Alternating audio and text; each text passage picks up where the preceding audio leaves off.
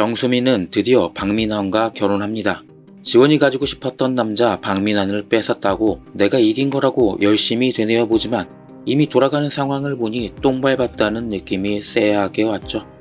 수민이 한국대 출신이라 아무렇지 않게 거짓말하는 거야. 뭐 수민이랑 찰떡이니까 그렇다 치고 개똥 같은 웨딩드레스에 소똥 같은 청첩장, 그리고 결혼 예물을 금은방에서 하는 이상한 취향의 시어머니는 절대로 자신이 컨트롤할 수가 없을 것만 같았습니다.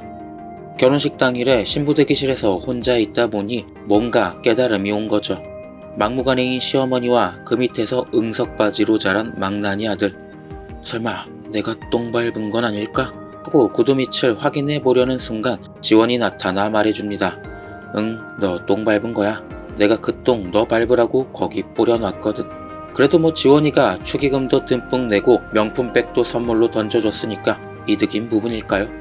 어쨌든 결혼에 떠밀린 건지 성공한 건지 한국대 출신인 정수민은 지 엄마를 닮아 똑똑한 박민환과 결혼하게 되는데 이제부터 그녀의 지옥의 시집살이가 시작됩니다. 예고에서 보면 유지혁이 UNK의 후계자라는 걸 알게 된 박민환이 돌아버리잖아요. 그리고 그걸 본 정수민은 또 악랄한 계획을 꾸밉니다.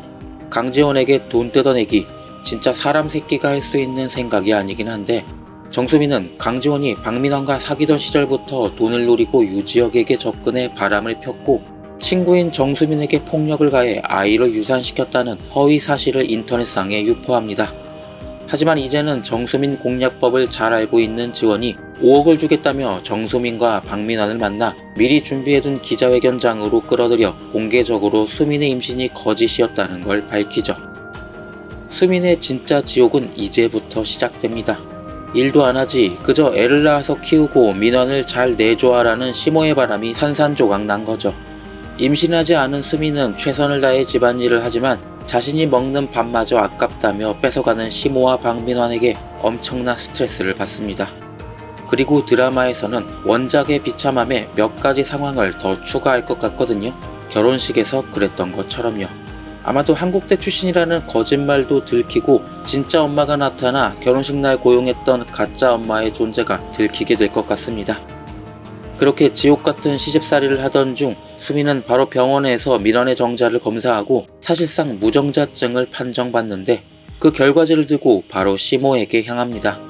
가서 봐라, 내가 임신하지 못하는 건 나 때문이 아니라 네 잘난 아들 때문이다 따지려고 했겠죠. 그런데 하필 그날은 시모의 친구들이 놀러와 아들, 딸 자랑을 늘어놓고 있었고 이때가 기회다 싶었던 정수민은 병원 결과가 적힌 종이를 아무렇게나 테이블 위에 놓아둡니다. 당연히 손님 중 하나가 그걸 발견했고 박민환이 무정자증이라는 게 동네 아줌마들 모두에게 소문이 나게 됐죠. 왜 그런 종이를 남들이 보는 곳에 뒀냐며 너 때문에 내 아들이 그렇게 된 거라는 말도 안 되는 트집을 접는 김자옥의 분노에 동네 아줌마들은 자리를 떠나게 되고 정수민과 김자옥의 1대1 드림 매치가 성사됩니다. 그렇게 금방이라도 필살기를 쓸 것처럼 분노 게이지가 가득 찬 김자옥. 하지만 그녀가 할 수 있는 거라곤 인격모독과 큰 소리치는 것뿐이었죠. 하지만 그에 반해 정수민은 특유의 깐죽거림으로 응수했는데 화가 머리끝을 넘어 뇌를 관통한 김자옥은 그 충격으로 쓰러지게 됩니다. 뇌출혈을 일으킨 거죠. 하지만 그걸 보고도 정수민은 기쁨의 미소를 지을 뿐 구급차를 부르지 않고 오히려 김자옥을 보고 멀쩡하시네요 하며 그 순간에도 막타를 치고 떠나갑니다. 하지만 하필 김자옥의 남편은 낚시하러 가서 이날 집에 들어오지 못하는 상황이었고 이대로 두면 김자옥이 죽을 거라고 확신한 정수민은 환자를 방치한 채 집을 떠납니다. 하지만 욕을 먹으면 오래 산다고 했나요? 김자옥은 남편이 돌아와 발견될 때까지 숨이 붙어 있었고 병원으로 이송됩니다. 의식은 돌아왔지만 뇌출혈로 쓰러진 지 시간이 오래돼 말은 못하고 누워만 있는 상황이었습니다. 병원에 입원해야 되는 시간이 길어지자 당연하게도 수민이 병원에서 그녀를 돌봐야만 했죠. 거기에 설상가상으로 스스로는 아무것도 못하는 박민환과 시아버지의 밥까지 각각 차리라는 말도 정수민이 듣게 됩니다. 이쯤 되면 정수민이 악녀가 아니라 상황이 그녀를 악녀로 만든 게 아닐까 생각이 드는데요. 시청자분들 중에서도 정수민을 불쌍하다 말하는 분들도 계시더라고요. 하지만 제 생각은 아닙니다. 피대의 악녀 정수민은 이런 힘든 일이 있을 때 언제나 최악의 행동을 선택해왔죠.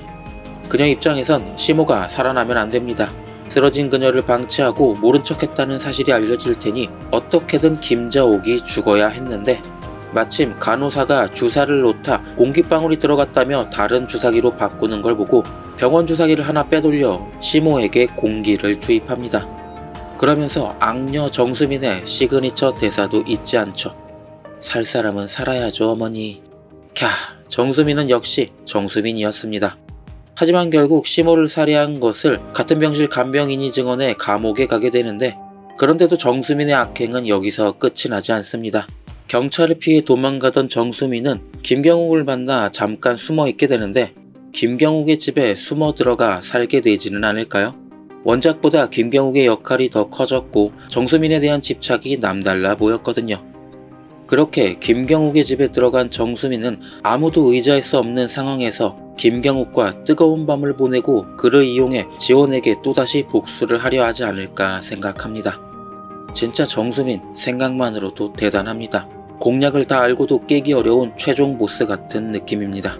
하지만 결국 한국대 듀오는 완벽한 팀플레이로 모두 이겨내고 정수민을 물리치고 행복하게 살게 될 것 같습니다. 참 다행이죠. 그러니까 저도 행복할 수 있게 구독과 좋아요 부탁드립니다. 시청해 주셔서 감사합니다.